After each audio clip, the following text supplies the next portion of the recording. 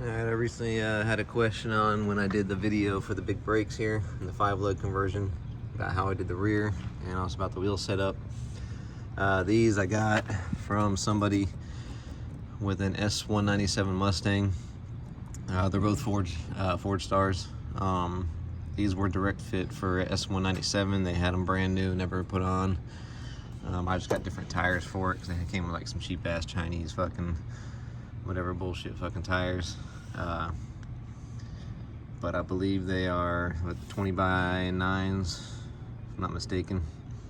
No rubbing issues at all up front here. I want to say the bearing adds about 3/8 of an inch wider.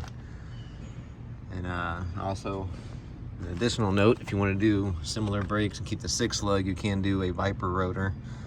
The 14-inch Viper rotor, I believe that's, I forget, I have to look it up. I don't remember off the top of my head. With the same brake caliper, if you use an 03 spindle, that caliper bolts right on. You just need 3/8 worth of spacer between the spindle and the caliper.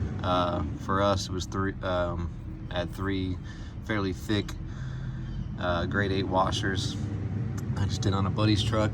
And then obviously the rotor goes right on 6-lug. That bolts right on with the spacers in there, and it's perfect fucking offset. The only thing we had to do is make brake lines. The 03 unfortunately has some stupid ass fucking fitting in the back, so we ended up cutting that off, putting our own fitting on to be able to do the stainless brake lines. Not necessary, but looks nice. So Dodge is retarded because they don't do the regular inverted flare on that frame side. I don't remember if mine was or not. They just happen to have the fitting. Nonetheless, I got direct fit fucking fittings on mine. His, not so lucky. I guess Race Quip or whatever it is that has those fittings is out. Anyway, nonetheless, for the rear, I do not have the 9 1/4 anymore. That is a Ford 8.8 out of an Explorer with a 3-link. Some people would call it a 4-link. It's a 3-link because it has 3 forward links, so 2 lowers, which are basically right in the fucking, in the front of it. The frame mounts in the front leaf spring area. I just put a spacer in there, as you can see. Bolted it right inside of there, so that has a little bit of angle to it. Keep it a little more stable. So 2 of those. Obviously I cut all the brackets off the original rear end. Welded all new brackets on. And then there's an upper, it's a 3-link, so 1 upper.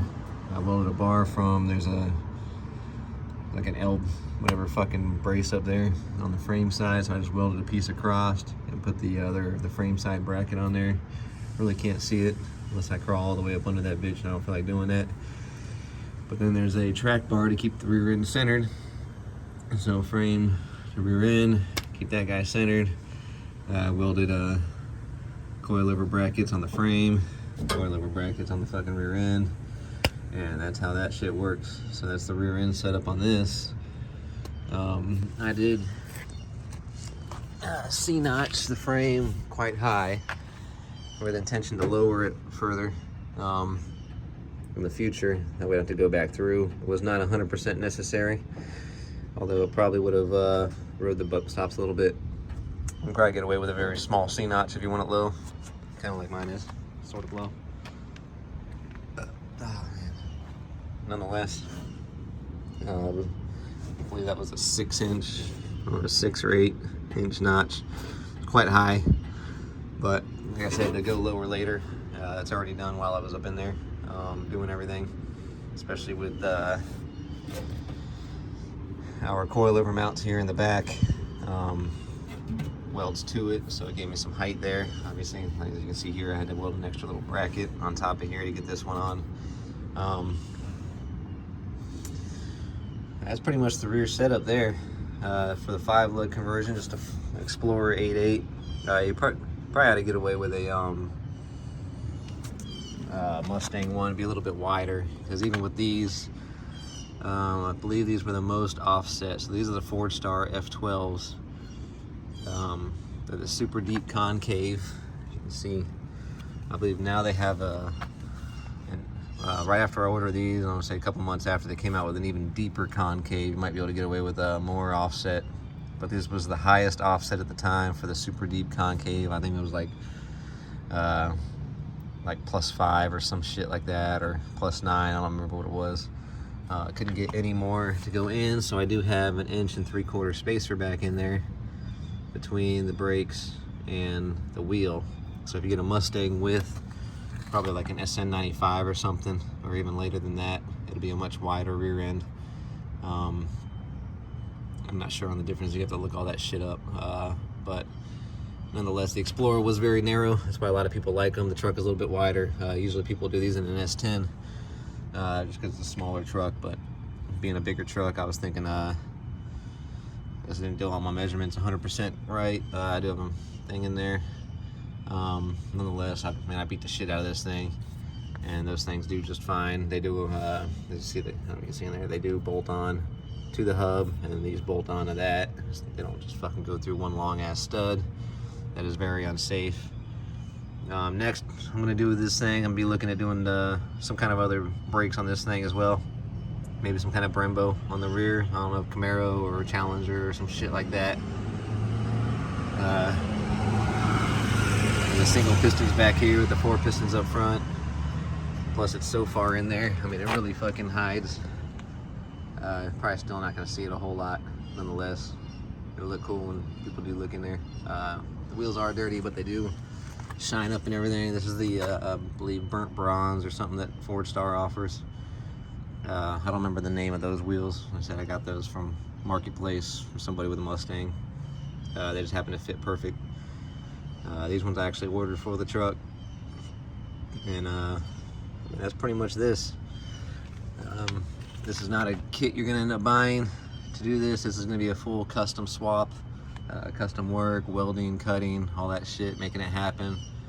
I mean, it is what it is. I've seen people get axles and re-drill them and do all kinds of crazy stuff. I'm not a fan of that, because then by the time you have to do all that shit, you're getting custom stuff when it comes to replacing wear parts like brake rotors and stuff. I've seen people do that where they buy the fucking. Actually, a buddy of mine did this with a Toyota Tacoma. He bought CTSV brake rotors, or he bought brake rotors and drilled them out to CTSV or some shit. Whatever the fuck it was, I don't know. Like re-drills. So every time he does brake rotors, he has to fucking swap them or go get all his machine work done again. Weld them up, machine them smooth, re-drill them out. I like to be able to just go get parts from the fucking store. So, I mean, if I need a new shock or coilover, obviously it's a little bit of a custom part, but shocks and coilovers, I can just get that from, I can order those from any performance fucking place, not do any machining.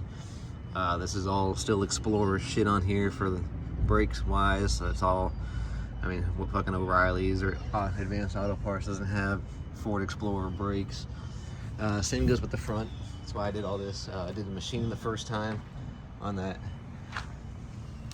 spindle, what do you call it, stud or whatever, the pin, spindle pin. You machine that down, it takes a Crown Vic fucking bearing. So now if I need to do a bearing again, I just get a Crown Vic bearing instead of having to go get the stock bearing, weld it up, machine it, re-drill it out, go get rotors, fucking weld them up, machine them, drill them out. It's a Mustang rotor, Mustang brakes, everything is off the shelf. So that's what I like to do, is keep everything very, very simple as far as replacement parts, especially when they're wear parts. I mean, if the spindle, stud, whatever fucking pin goes bad, that's pretty fucking rare. And at that point, I mean, something's broken pretty crazy anyway. So that, I mean, at that point, probably smash the fucking truck, and the truck's no good as it is. So if you have to machine a hard part that you're not replacing, just to put regular parts on, makes sense. Machining wear items does not make sense.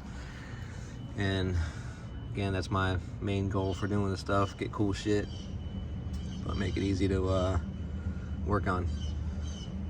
I have seen other people, I mean, a better way would be to put the gas tank in the back. I mean, I just didn't feel like doing a whole fuel cell and all that shit to get the fourth one, to get a 4-link, plus the fucking thing. You can also do, again, this is all custom, you could do a Watts link, you know, on the rear end. You know, they make all that shit for 8/8 and stuff, but getting all kinds of crazy. I wanted a cool but I didn't need fucking too out of hand, too pricey and all that shit. Watts links tend to start getting a little pricey and expensive, and then a lot more stuff to go bad in them, they'll wear out basically. So hopefully I kept it not too fucking wild, crazy, but got you enough information there. That's the 5-lug swap on the rear. Again, it's not going to be a kit. It is going to be all custom if you decide to switch out the rear end. You could probably weld pads onto an 8.8 and just bolt it straight onto the fucking leaf springs if you got a wide enough one, like I said, out of a Mustang. And then at that point it wouldn't be changing too much on the suspension side. You really just be adapting the drive shaft and all that shit to the rear end. That's things to think about too when swapping the rear end. You need either a flange or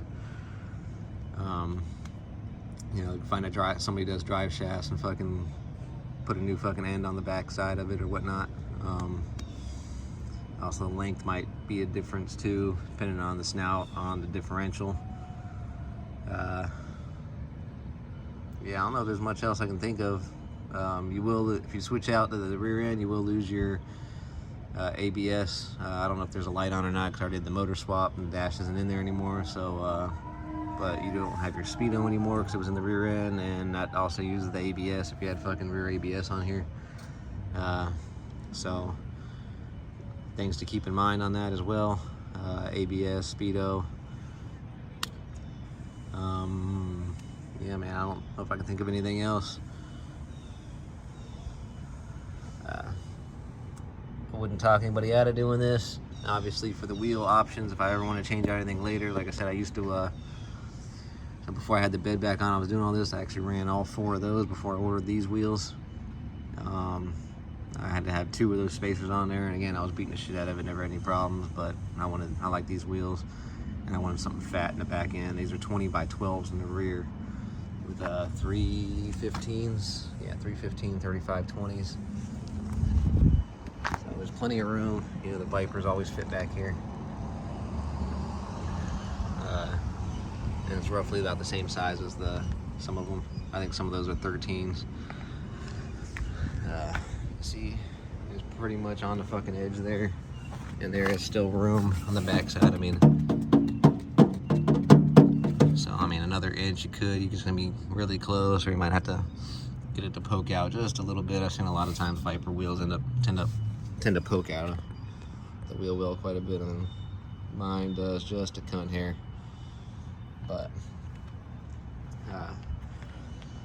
But Forgestar does also make these exact wheels direct fit for a Viper. If you wanted to keep 6-lug, that is an option as well. They make them specifically for the Viper, the 6-lug. Fucking, I think they're 20 by fucking 12 or 13. I think they're 20 by 13s, and the bitches will bolt right on, I assume. Also an option there. These aren't too pricey for the quality of the wheel and all the shit that they give you. I believe Weld Wheels owns Forgestar now, or bought them.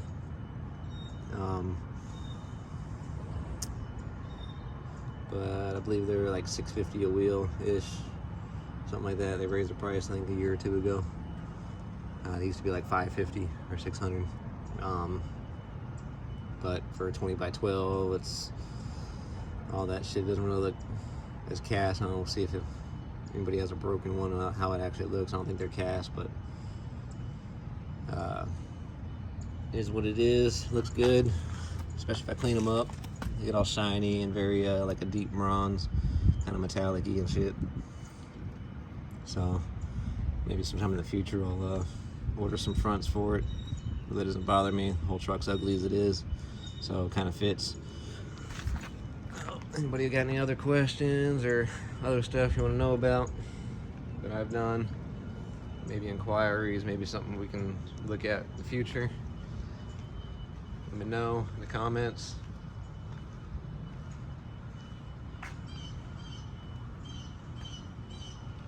That's it for now, man.